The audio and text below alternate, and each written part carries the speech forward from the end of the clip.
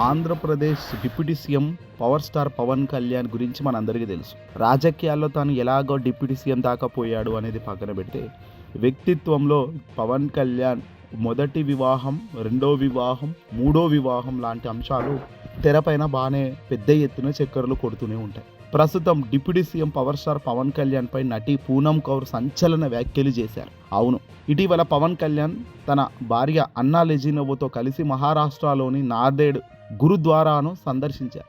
అక్కడ శ్రీ గురు తేగ్ బహదూర్ షాహీద్ సమగ్రంలో పాల్గొన్నారు. దీనికి సంబంధించిన ఫోటోలు వైరల్ కావడంతో ఒక్కసారిగా పూనమ్ కౌర్ స్పందించాల్సిన పరిస్థితి వచ్చింది. సరే, పూనమ్ కౌర్ ఎందుకు స్పందిస్తుంది? పవన్ కళ్యాణ్ పై చాలా కాలంగా ఆమె చాలా ఆరోపణలు, విమర్శలు చేస్తూ ఉంటుంది.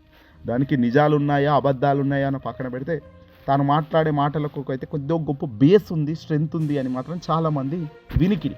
ఇక తమ వారసత్వాలను మార్చుకొని దుర్మార్గులను వదిలించుకునే వ్యక్తులు మన ప్రియమైన గురువు పట్ల ఎటువంటి గౌరవాన్ని చూపించారు.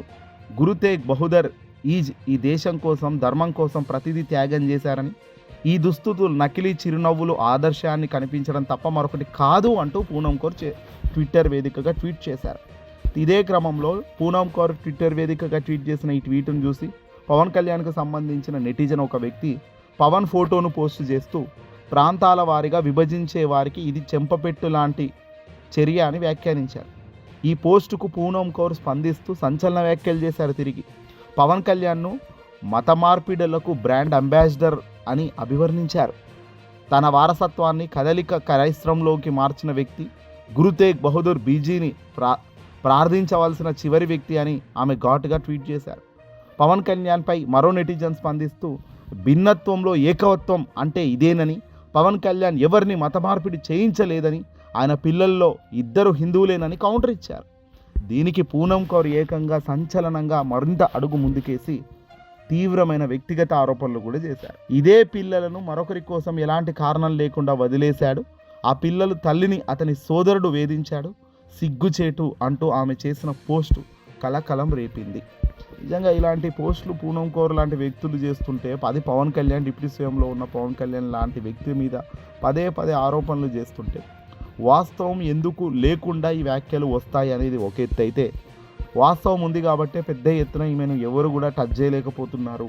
పవన్ కళ్యాణ్ పూనమ్ కౌర్ మధ్య ఏదో ఉంది, దానివల్లే ఈ పూనమ్ కౌర్ చాలా ఏళ్ల నుంచి పవన్ కళ్యాణ్ పై తీవ్ర విమర్శలు చేయడం, పవన్ కళ్యాణ్కు అత్యంత దగ్గరి సన్నిహితుడిగా ఉంటున్న ఈ త్రివిక్రమ్ గారి గురించి కూడా చాలా పెద్ద ఎత్తున ఈమె కౌంటర్లు, విమర్శలు లాంటివి చేస్తుండడం చూస్తుంటే ఏదో సంథింగ్ ఈజ్ ఫిషీ అనేది కనబడుతుంది.